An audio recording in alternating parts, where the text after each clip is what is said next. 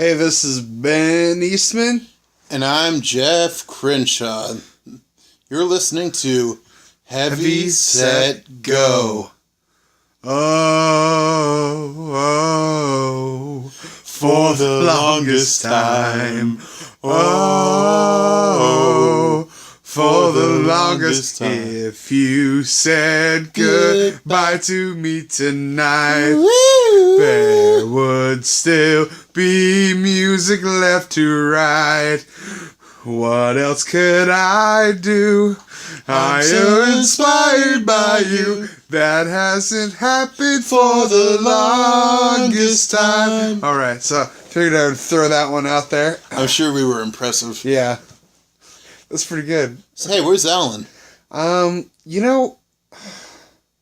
Well, some bad news. He messaged me the other week. Really? Yeah. And he said that he just didn't really care for our presence anymore. What? Yeah, like... That doesn't sound like Alan. I didn't think it sounded like Alan either. I don't know if it was his girlfriend, Sydney Drinkwater, or... wife. I just said girlfriend. Oh, she's going to tear your face off now. Is she? I don't know. I hope so. She seems nice. Yeah, so. she's a sweet chick. She is. She's a nice person. But, yeah, he said he didn't want to hang out with us anymore. So, I figured, maybe for the first time in 4 months, we could actually do a podcast. And, well, since Alan didn't want to grace us with his presence, I figured we could do it together, Hey, it works for me. Back to the basics. Back to the basics. Although, conversely, I sent him a message earlier today, and he said, hopefully soon. Yeah, that's what he said like 5 months ago. 4 months ago, 8 months ago, however long it's been. It's been a while. Yeah, and here we are, getting heavy set without Alan. Well, I'm sure we will. I'm sure he will be here again. It's on a permanent. I sure hope not. What? I sure hope that it's not permanent. That's what I'm saying. Oh, you hope it's on a permanent? I sure hope it's not permanent. Oh, okay. I thought you were saying, I hope he doesn't come back. Yeah, Alan is a total douche. Just kidding. And a recent development, Ben went to a restaurant called, what was it, the Tilt? Oh, that was good. I've never been. Tell us about it. It's called Tilt. Uh-huh. I went for my good friend Tony Morgan. His birthday, he just turned 25 today. And really? He's 25? 25, I know. Wow. Well, I remember telling Tony because he turns about a month before me. As I'm almost a month from now, I turn 25 as well. Damn. And I remember telling him when we turned 24, I was like, fuck. It was the first time when I turned 24, I don't know, it felt like I was turning 24. Usually you're like, oh, well, another year, another dollar, whatever. But, and he was like, oh my god, dude, 25 is even worse. So I was like, oh shit. 5 years away from 30. You know what I've heard? What? I've heard, 25 is both the last year of absolute vitality of youth. Oh, shit. And it's when, the official, quote-unquote, aging process begins. Fuck. So, balding and other terrifying shit like that is going to start happening at 25. You should see me getting out of a car. If 25 is my peak, oh fuck, it's gonna be a shitty another 25 years. Let me tell you. Oh my god. Or hopefully more than 25. Well, I don't think it's your peak. I think the peak age for physical vitality is 18, 19, 20. We're long past the peak. But the degradation of our bodies, the non-self-inflicted degradation of our bodies. I've been self-inflicting degradation on my body for so damn long. Well, now it's nature's turn. Now it's nature to do the degrading. Instead of us. Tongue twisting. Disrespecting to... Yeah, fuck it. It's now begins the slow march towards death. Hey, back to Tilt. Back to more degradation. Yeah. Tilt, so Oh my god. I had this burger. It was called the Mad Andy. The Mad Andy. Onion ring, blue cheese, over easy egg. Over ease on eggs. Lettuce, tomato, beef, bacon. I'm forgetting one thing. Blue cheese. Oh my god. On a burger the size of my head. I had to squish the burger flat so I could get it into my mouth without having a jaw spasm. Well, it's because you have a tiny little mouth. I do have a... Ow! Fuck! Oh, what was that? Is that the cat? What was that? Way to be professional. That was the dog. Okay. Sorry. The dog just licked my nether regions. Anyways, back to Tilt. I felt something tickle down there. Okay. But then I had, so along with the burger, I had tilted fries. Tilted fries. Which apparently they're known for their fries. Uh-huh. And, I mean, the fries were great, but they were covered in a bacon sausage gravy. Oh, wow. That sounds great, man. Yeah. And, so we were eating that, and I couldn't even finish all of them. I had to save half of them for Geoff. Because I couldn't finish the regular. They had a regular and a large, and I got the regular. But you got the regular? Yeah, that was the regular serving. Wow. And fries covered in bacon and sausage gravy. Ben Eastman getting the regular sized anything is like him accomplishing the Mount Everest climb. Hey, I get medium all the time. Fuck you. My six-pack may not show it. You bastard. You're a bastard just like your father. I'm just kidding. He's not a bastard. He's a nice guy. He is a nice guy. We are just quoting one of our previous short films. So what else was cool with the place? Well, it was just because it was his birthday.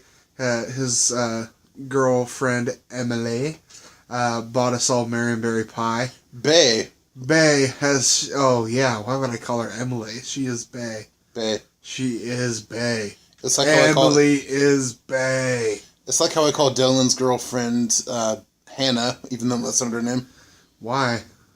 It was kind of the first time we met, or the first day that I met her. She looks like a Hannah. She looks like a Hannah. Hannah Winters. Maybe that's kind of... I miss her. Hannah Winters is a sweetie pie. She was a very sweet girl we went to school with. I saw her a while back at PCC, but I think she's moved to the East Coast. That's what I heard. Yeah. So the burger place. Yeah. Yum. Delicious. How does it rate next to Killer Burger? Neck and neck. I mean, because really the Mad Andy was like the Big Tima. The Big Tima is my favorite burger, and the Big Tima dethroned my. For years, my favorite was at Helvetia Tavern. Yeah. The jumbo cheese. We went there with Alan, our missing compatriot, a few months ago, and Helvetia Tavern. Hang on, let me. Helvetia Tavern. If by some small chance you're not from the area and listening to this, although I doubt it, is the Hillsborough, Beaverton, Portland Metro, one of the area's most beloved burger places. Oh yeah, you go for it's practically holy ground when you walk in there. It is holy ground. Anyone who's anyone in this area knows about Helvetia or has heard about Helvetia. It's way out in the country. Yeah. And it's kind of a folksy little place. They have all these pictures up from like the turn of the 19th to 20th century into the 20s. They have the hat ceiling. They have like hundreds and hundreds of baseball hats, and you get this really good burger. It's huge. It's huge. It's the jumbo cheeseburger, which 2 all-beef patties, lettuce, tomato. I wouldn't be surprised if there's 4 patties on that thing.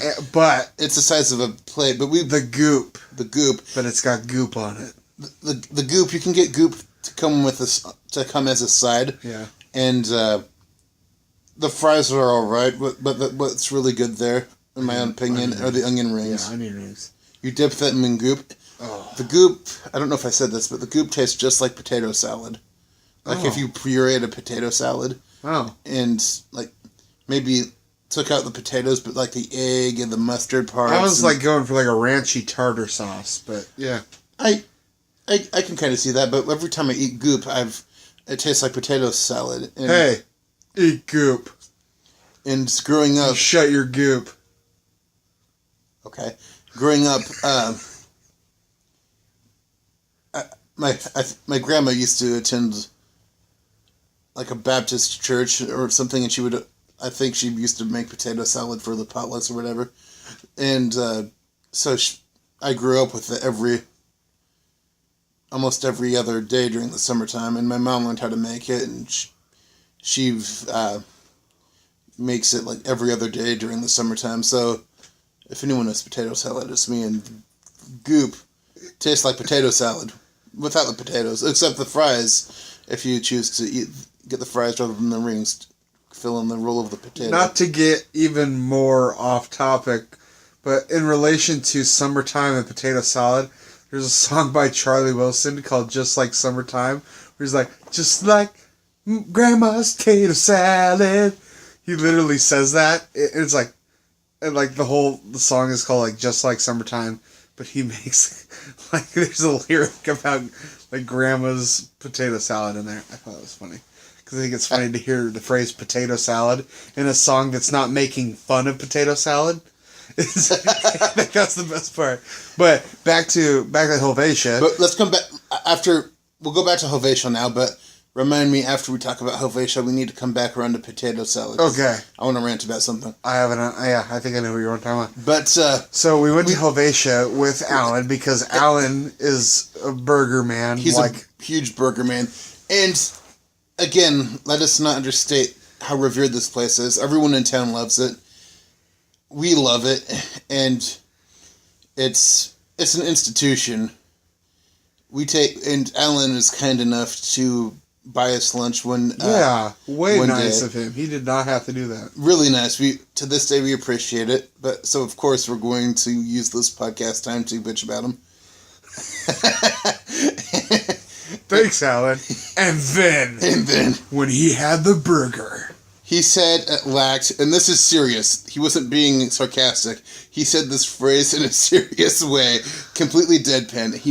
He completely meant it. He said the burger lacked, quote, wow factor. It lacked a wow factor. Like, this doesn't have wow factor. I mean, how much of a douchebag do you have to be to say that something lacks a wow factor? I mean, I wonder the first time Alan made love. Hey, babe. Not half bad, but it lacked a wow factor. To be fair, he didn't say it lacked a wow factor. He said it lacks wow factor. Oh, it lacks wow factor. So ever since then, in every conversation, I have made fun of him mercilessly. I've made memes of his face, like referencing wow factor. I've posted people who have probably seen me post things on Facebook with his face and wow factor involved. Anything I could. My latest one, I took Ben and I met Alan and Adamzi once, where Ben took several high quality, beautiful headshots for Alan, and because Alan is an actor, and because of Ben's somewhat talent. Please, let me finish the story. Okay. Anyway, he got these wonderful shots done. I was amazed at how good they turned out. But one of them, my most recent wow factor meme, is I took a picture of Alan like standing against a wall, like he's some like rogue Arthur Fonzarelli type, and I'm like high contrasted it, made it black and white. Star Wars reference. I find your lack of wow factor disturbing. And I sent that to him. No reply. I think I wore that joke thin because of how many times I mentioned it. But yeah, he's like, we took him to Helvetia Tavern, a much beloved institution. He's like, meh. Now, don't get me wrong. He's entitled to his opinion, but his opinion is fucking crazy. Yeah, his opinion is fucking wrong. It is. Oh, and the best part, It doesn't come close to the Whiskey River barbecue. Okay, don't get me wrong. Red Robin's is a fun place to go on a Friday night if you're with 60-year-olds. But, Yes. but he says that his favorite burger of all time is the Whiskey River barbecue burger. And I had it afterwards. Yeah, I mean, it's good. It's serviceable. It's serviceable.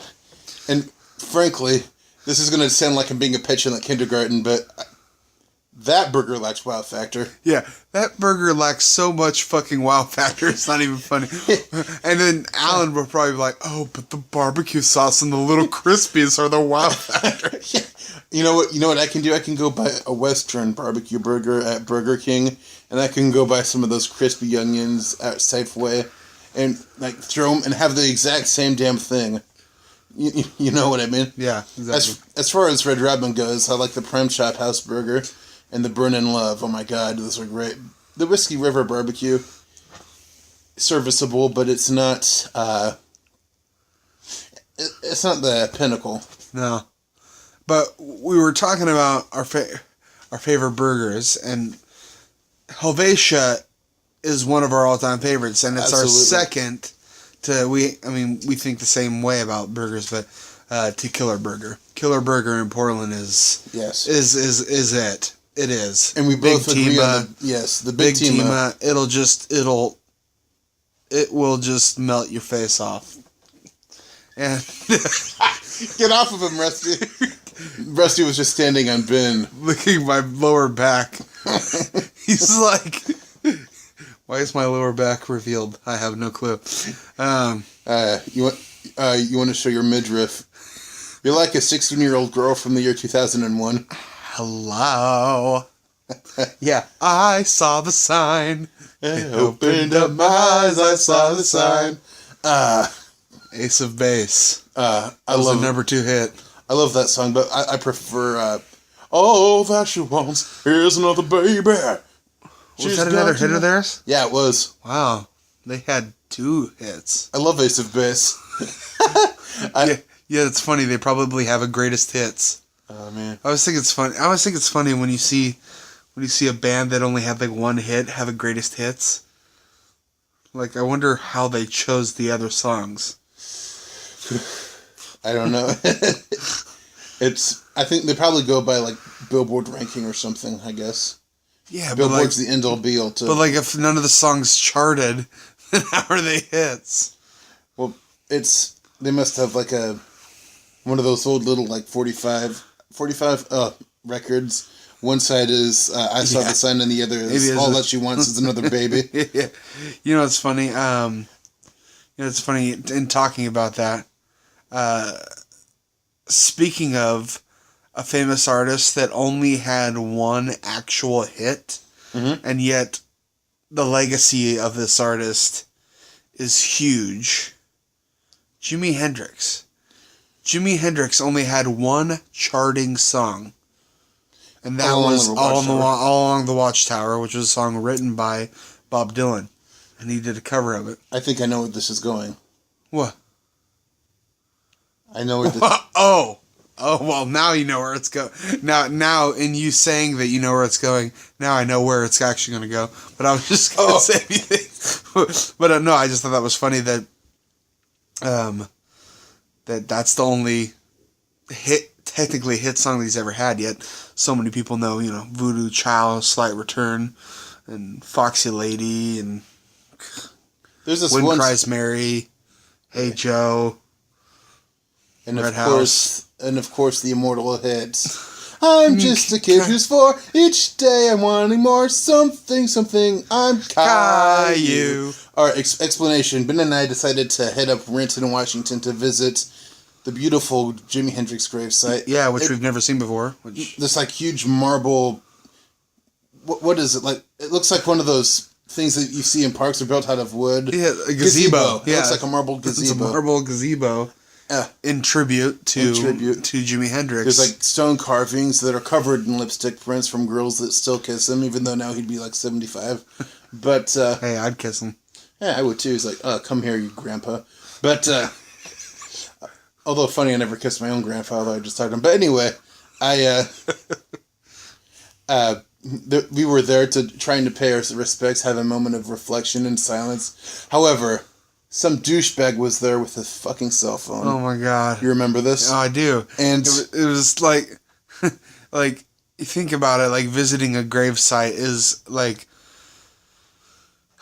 you know, it's supposed to be kind of peaceful. Your inner conversation, if you will, with the person, with the person, God or whatever, or with just kind of a spiritual moment, and Absolutely. like that's kind of what I wanted to do because Jimi Hendrix is something that has inspired me for years. And you think about the person who's passed, yeah, or maybe your own life and how it reflects on the nature of death, or you process things. Every time you go into a cemetery, if you go with a clear mind, it can be a very emotional, fulfilling, peaceful experience. And the way that the marble gazebo, which we'll call it, is set up is that there's places where you can sit. Absolutely. There's like 3 or 4 different places where you can just sit and kind of sit inside of it and, you know, look at the pictures of him and just kind of relax. And, you know, be at one with it. And there was a kid who was just sitting there, and he was, like, listening to this Caillou, like, fucking, I don't know, anime kid bullshit thing on his phone. And it was... I'm just a kid for each day I'm wanting more. I'm Caillou. Like, Caillou. I'm Caillou. Caillou. That's all I remember. You can look it up on YouTube and see how annoying it really is. Like, even my version doesn't do it justice. And you probably think, guys, shut the fuck up and get on with the story. No, but seriously, like, he wasn't even listening to it on his headphones. Like, this fucker was blasting it. And, like, the last thing I want to do is just be like, bro, get the fuck out of here. Like, I was, but I was so, like, kind of, like, still kind of caught up in the buzz of being right where Jimi Hendrix was buried. Yeah. And... But it was total fucking buzzkill. Like, douchebag. Shit on a hot apple pie. It's like, what the fuck? And that's not even the worst part. If he had played it, like, once and then turned off his phone and whatever, it's like, okay, that's kind of annoying, but whatever, we'll let it pass. No, that's fucking douchebag. Played it, and the song would play through, and we're been in there standing trying to appreciate the moment. And then... the song played through and it was difficult and the song would end and we're like, oh, okay. Now we can we were relax. There for a good 15 minutes. At least. And it's like maybe 2-3 minute song. When the song ended, the guy's like, huh. He hits the play button again. He hits play again on the phone and it plays again all the way through. And I'm just thinking, what the hell is your problem? Yeah. If you're going to play music, play Hendrix music or something. That would be cool. Yeah, if you played like the same Hendrix song over and over, okay, that's one thing. But it's like, shit. Not only was it Hendrix, it was the most ungodly, annoying song I have ever heard. Hendrix was rolling over. Rolling over like a mixer mixing a fine potato salad. Which reminds me... great segue number 4. Wasn't that a great segue? Yeah. That was pretty half-assed. Potato. Yeah, you molded that segue to fit your plan. Like a great mixer. Okay. Hendrix was rolling like a mixer, turning up a nice creamy potato salad. That reminds me, Ben. Do you remember? Back to potato salad. I meant to go there, but the conversational flow kind of took us away. But I want to go back really quick. Okay. Do you remember this kid who raised the money? He's like, I want potato salad for lunch. Can you give me money? And he put it on Kickstarter. Yeah. And thousands of dollars started rolling in. I gave money to that. You did? Yeah. Why? Why the fuck not? Let the guy have some potato salad. Jesus Christ. You think he spent all that money on potato salad? Probably not. Wow. It makes me I was talking to Alan about it the other day. I was like, maybe I should like ask for money for bratwurst or something for when I work on my next film. got people like, you're making a film, like, fuck you. Oh, you want to buy $2.95 thing of potato salad? Here's $1,000. You know, and I think he actually like made potato salad, and somehow he like sent that out to people, like, because one of the perks was like potato salad to people. I don't know how that happened.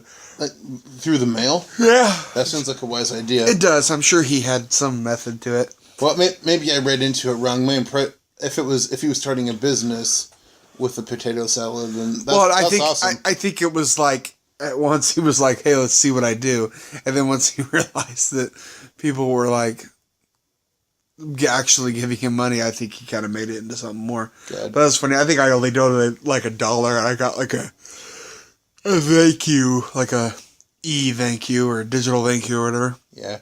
That reminds me, I think it's funny because, like, I mean, I got a thank you, so, like, you know, whatever. It was only $1. But it's funny. That reminds me of Kickstarter in general.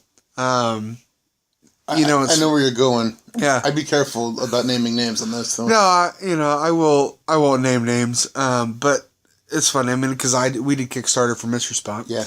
And, you know, I worked my ass off. We all worked our asses off to make a video that we thought would be kind of funny for people to watch. And we worked our asses off on making sure that everyone got every last prize in a somewhat prompt manner, you know. Mm-hmm. And we sent out these nice packages, and at least to this date, I haven't had anyone, you know, no one complained that, you know, they didn't get anything or...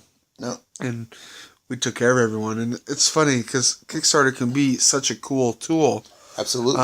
But when it's done wrong, it's just like, it just can take advantage of people. I mean, there was a recent Kickstarter, because I've donated to several Kickstarters. I like to find second-run theaters, and I donate to them or drive-in theaters, just because I love, you know, a little bit of, I don't care where they are at. Like, I just love donating and helping out places that are trying to save movie theaters. And, well, I donated to a local filmmaker who was making a film at the time that I thought looked really cool. Yeah? Excuse me. I thought would be a cool thing. And I think, like, my perks were supposed to be, like, a signed script and, you know, DVD copy and... I donated to digital that too. Thank you, and yeah, he did too. Although it was kind of under duress, but I'll get to that later. Yeah, and you know, and I think I donated like $25, so which, you know, it's not a lot, but that's something substantial. Yeah, and it's been, I think it's been, how long has it been? About a year and a half now. It's been 2 years, I think. It's been 2 years, and well, maybe almost 2 years. Which is like when you donated, it said that you would get your reward in like 2 months or something, and it's been 2 years, and we've had this just onslaught of like back and forth. Well, not onslaught. I mean, this has been a few messages, but it's like we haven't seen anything. No one, and like that project raised like $6,000, and I don't even think the movie's been released, but I honestly think it was more than that. I think it was 7. It might have been 7,000, but still, like, people donate thousands of dollars. Absolutely. If I got no one's seen anything. Yeah. We've reported on Kickstarter. They haven't done a single thing. The director didn't even really update anyone throughout the whole entire process. No. And, you know, it's funny. I mean, because we made, for Mystery Spot, we made, what, $1,200 or something? It's about around then. Which was substantially less, but, you know, we took every single donation seriously. We took every donation seriously. Everyone who was eligible for a perk, Ben and I were very serious about making that come to pass. And I even checked up with Ben during the preparation. I was like, "Hey, do you know when the perks will be ready? When you'll be able to get those out?" And he's like, "Oh yeah, I got that taken care of." I even checked up with him. Yeah. Because I took it so seriously, and it was my project in the sense that I was a part of it. Yeah. And it's one of the most fun times I've ever had filming too, but I was a part of the project, and as a producer, and I basically advised him on the content of the film and everything, but still in the planning capacity, I I cared enough, and Ben cared enough to make sure that everyone got what was coming to them. Yeah, I mean, we cared as much about a $10 donation as we did a $100 donation. Like, if anyone takes time to give you money, it's not just money they're giving; it's time, because it takes a little while to fill out the donation. If someone takes that amount of time, you damn well give them what you owe them. Yeah, because, I mean, like, to me, like, Mystery Spot was such a passion project for myself, because I wanted to make that movie for a long time, and if someone's opening up their wallet to help me make my dream come true, like, the least I could do is give them a gift. The least I could do is give them a gift promptly, and, like, when I say I'm going to give it, and if I didn't give it, then, give it to them, at least let them know, hey. But I digress. As we know, the film community, as any community or any population group of people, is full of diversity, particularly at the indie level. Diversity in almost every facet, and including in this case a diversity of ethics and diversity in senses of moral responsibility. But again, we digress. Yeah, it's sometimes I think most of the time in the film community you get good people, but occasionally you come up with duds, and who either don't give out what they're supposed to do on Kickstarter. And the guy that we're talking about,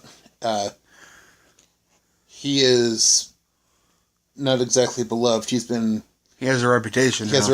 He's been called out on social media for apparently not paying his actors when he said he would. And if you're not going to pay your actors, that's something that you tell them up front. Yeah. And the film I finished not long ago, Truffle Runners, my actors were unpaid, but I made it clear to them that this is an unpaid gig, and it's a feature, and the ones that stayed were made well aware of that. If you promise to pay someone and you don't, it's not exactly good for you. This is Heavy Set